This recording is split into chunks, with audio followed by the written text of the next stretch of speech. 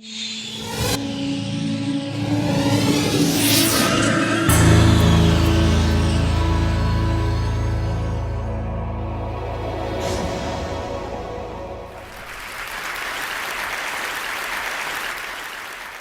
is a story of a place that I now call home.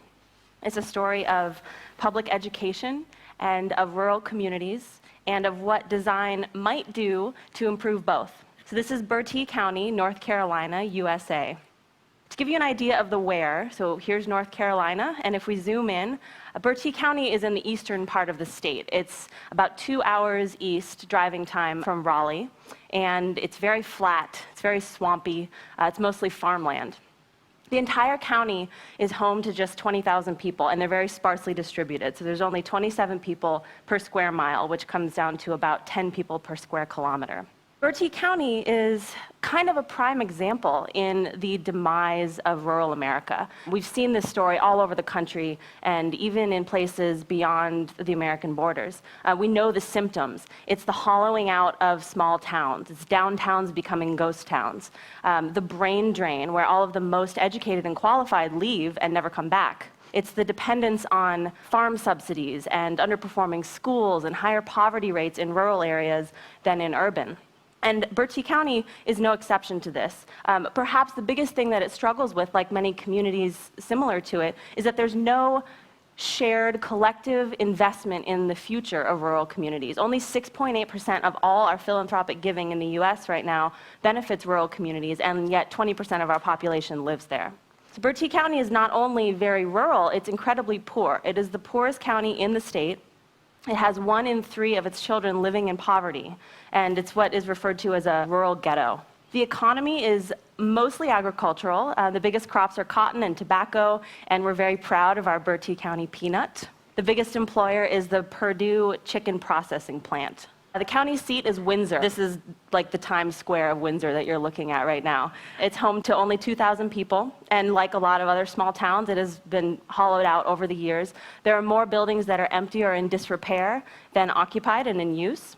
You can count the number of restaurants in the county on one hand, Bun's Barbecue being my absolute favorite. But in the whole county, there's no coffee shop, there's no internet cafe, there's no movie theater, there's no bookstore, there isn't even a Walmart. Racially, the county is about 60% African American, but what happens in the public schools is most of the privileged white kids go to the private Lawrence Academy. So the public schools students are about 86% African American, and this is a spread from the local newspaper of the recent graduating class, and you can see the difference is pretty stark. So to say that the public education system in Bertie County is struggling would be a huge understatement. There's basically no pool of qualified teachers to pull from, and only 8% of the people in the county have a bachelor's degree or higher, so there isn't a big legacy in the pride of education. In fact, 2 years ago, only 27% of all the 3rd through 8th graders were passing the state standard in both English and math. So it sounds like I'm painting a really bleak picture of this place, but I promise there is good news. The biggest asset, in my opinion, one of the biggest assets in Bertie County right now is this man. This is Dr. Chip Zollinger, fondly known as Dr. Z. He was brought in October 2007 as the new superintendent to basically fix this broken school system. And he previously was a superintendent in Charleston, South Carolina, and then in Denver, Colorado. He started some of the country's first charter schools in the late 80s in the US. And he is an absolute renegade and a visionary, and he is the reason that I now live and work there.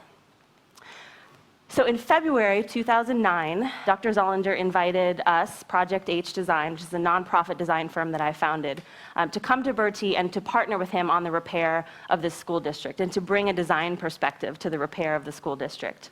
And he invited us in particular because we have a very specific type of design process, one that results in appropriate design solutions in places that don't usually have access to design services or creative capital. Specifically, we use these 6 design directives, probably the most important being number 2, we design with, not for, in that when we're doing humanitarian-focused design, it's not about designing for clients anymore, it's about designing with people and letting appropriate solutions emerge from within. So at the time of being invited down there, we were based in San Francisco, and so we were going back and forth for basically the rest of 2009, spending about half our time in Bertie County. And when I say we, I mean Project H, but more specifically, I mean myself and my partner, Matthew Miller, who's an architect and a sort of MacGyver-type builder. So fast forward to today, and we now live there. I have strategically cut Matt's head out of this photo because he would kill me if he knew I was using it because of the sweatsuits. But this is our front porch. We live there. We now call this place home. Over the course of this year that we spent flying back and forth, we realized we had fallen in love with the place. We had fallen in love with the place and the people and the work that we're able to do in a rural place like Bertie County that, as designers and builders, you can't do everywhere. There's space to experiment and to weld and to test things. We have an amazing advocate in Dr. Zollinger. There's a nobility of real hands-on, dirt under your fingernails work. But beyond our personal reasons for wanting to be there, there's a huge need. There is a total vacuum of creative capital in Bertie County.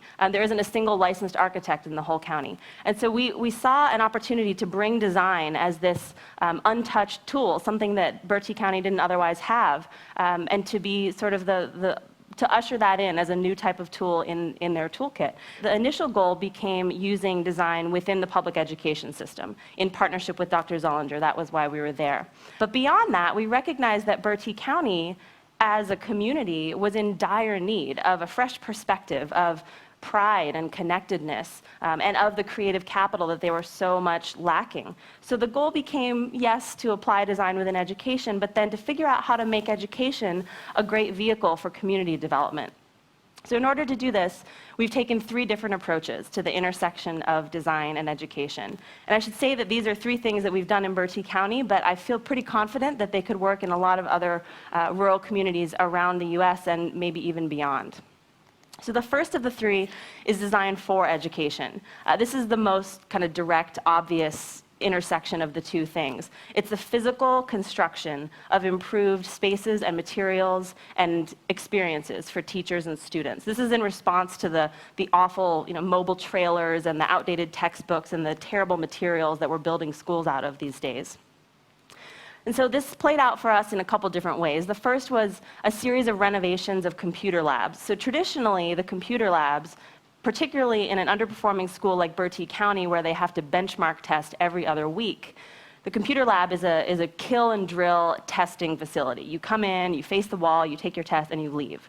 So we wanted to change the way that students approach technology to create a more sort of convivial and social space that was more engaging, more accessible, and also to increase the ability for teachers to use these spaces for technology-based instruction. So this is the lab at the high school, and the principal there is like in love with this room. Every time he has visitors, it's the first place that he takes them. And this also meant the co-creation with some teachers of this educational playground system called the Learning Landscape. It allows elementary level students to learn core subjects through gameplay and activity and running around and screaming and being a kid. So this game that the kids are playing here, in this case, they were learning basic multiplication through a game called Match Me. And in Match Me, you take the class, divide it into 2 teams, 1 team on each side of the playground, and the teacher will take a piece of chalk and just write a number on each of the tires. And then she'll call out a math problem, so let's say 4 times 4. And then 1 student from each team has to compete to figure out the 4 times 4 is 16 and find the tire with the 16 on it and sit on it. So the goal is to have all of your teammates sitting on the tires, and then your team wins. And the impact of the Learning Landscape has been pretty surprising and amazing. Some of the classes and teachers have reported higher test scores, a greater comfort level with the material, especially with the boys, that in going outside and playing, they aren't afraid to take on a double-digit multiplication problem. And also that the teachers are able to use these as assessment tools to better gauge how their students are understanding new material. So with design for education, I think the most important thing is to have a shared ownership of the solutions with the teachers so that they have the incentive and the desire to use them. So this is Mr. Perry. He's the assistant superintendent. He came out for one of our teacher training days and won like 5 rounds of Match Me in a row and was very proud of himself. So the second approach is redesigning education itself. This is the most complex. It's a systems-level look at how education is administered and what is being offered and to whom. So in many cases, this is not so much about making change as it is creating the conditions under which change is possible, and the incentive to want to make change, which is easier said than done in rural communities and in inside-the-box education systems in rural communities. So for us, this was a graphic public campaign called Connect Bertie. There are thousands of these blue dots all over the county. And this was for a fund that the school district had to put a desktop computer and a broadband internet connection in every home with a child in the public school system. Right now, I should say, there are only 10% of the houses that actually have an in-home internet connection. And the only places to get Wi-Fi are in the school buildings or at the Bojangles fried chicken joint, which I find myself squatting outside of a lot. Aside from getting people excited and wondering what the heck these blue dots were all over the place, it asked the school system to envision how it might become a catalyst for a more connected community. It asked them to reach outside of the school walls and to think about how they could play a role in the community's development. So the first batch of computers are being installed later this summer, and we're helping Dr. Zollinger develop some strategies around how we might connect the classroom and the home to extend learning beyond the school day. And then the third approach, which is what I'm most excited about, which is where we are now, is design as education. So design as education means that we could actually teach design within public schools, and not design-based learning, not like let's learn physics by building a rocket, but actually learning design thinking coupled with real construction and fabrication skills put towards a local community purpose. It also means that designers are no longer consultants, but we're teachers, and we are charged with growing creative capital within the next generation. And what design offers as an educational framework is an antidote to all of the boring, rigid, verbal instruction that so many of these school districts are plagued by. It's hands-on, it's in your face, it requires an active engagement, and it allows kids to apply all the core subject learning in real ways. So we started thinking about the legacy of shop class and how shop class, wood and metal shop class in particular, historically has been something intended for kids who aren't going to go to college. It's a vocational training path. It's working class, it's blue collar. The projects are things like, let's make a birdhouse for your mom for Christmas. And in recent decades, a lot of the funding for shop class has gone away entirely. So we thought, what if you could bring back shop class, but this time orient the projects around things that the community needed, and to infuse shop class with a more critical and creative design thinking studio process. So we took this kind of nebulous idea and have worked really closely with Dr. Zollinger for the past year on writing this as a one-year curriculum offered at the high school level to the junior class. And so this starts in 4 weeks and at the end of the summer. And my partner and I, Matthew, and I just went through the arduous and totally convoluted process of getting certified as high school teachers to actually run it. And this is what it looks like. So over the course of 2 semesters, the fall and the spring, the students spend 3 hours a day, every single day, in our 4,500 square foot studio/shop space. And during that time, they're doing everything from going out and doing ethnographic research and doing the need finding, coming back into the studio, doing the brainstorming and design visualization to come up with concepts that might work, and then moving into the shop and actually testing them, building them, prototyping them, figuring out if they are going to work and refining that. And then over the summer, they're offered a summer job. They're paid as employees of Project H to be the construction crew with us to build these projects in the community. So the first project, which will be built next summer, is an open-air farmers market downtown, followed by bus shelters for the school bus system in the second year and home improvements for the elderly in the third year.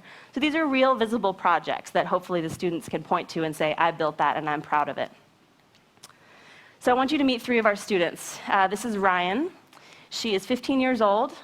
She loves agriculture and wants to be a high school teacher. She wants to go to college, but she wants to come back to Bertie County because that's where her family is from, where she calls home, and she feels very strongly about giving back to this place that she's been fairly fortunate in. So what Studio H might offer her is a way to develop skills so that she might give back in the most meaningful way. This is Eric. He plays for the football team. He is really into dirt bike racing, and he wants to be an architect. So for him, Studio H offers him a way to develop the skills that he will need as an architect, everything from drafting to wood and metal construction to how to do research for a client. And then this is Anthony. He is 16 years old, loves hunting and fishing and being outside and doing anything with his hands. And so for him, Studio H means that he can stay interested in his education through that hands-on engagement. He's interested in forestry, but he isn't sure. So if he ends up not going to college, he will have developed some industry-relevant skills.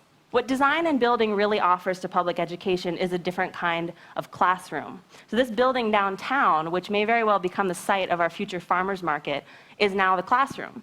And going out into the community and interviewing your neighbors about what kind of food they buy and from where and why, that's a homework assignment. And the ribbon cutting ceremony at the end of the summer when they have built the farmers market and it's open to the public, that's the final exam. And for the community, what design and building offers is real, visible, built progress. It's one project per year. And it makes the youth the biggest asset and the biggest untapped resource in imagining a new future. So we recognize that Studio H, especially in its first year, is a small story. 13 students, it's 2 teachers, it's one project in one place. But we feel like this could work in other places. And I really strongly believe in the power of the small story because it is so difficult to do humanitarian work at a global scale, because when you zoom out that far, you lose the ability to view people as humans.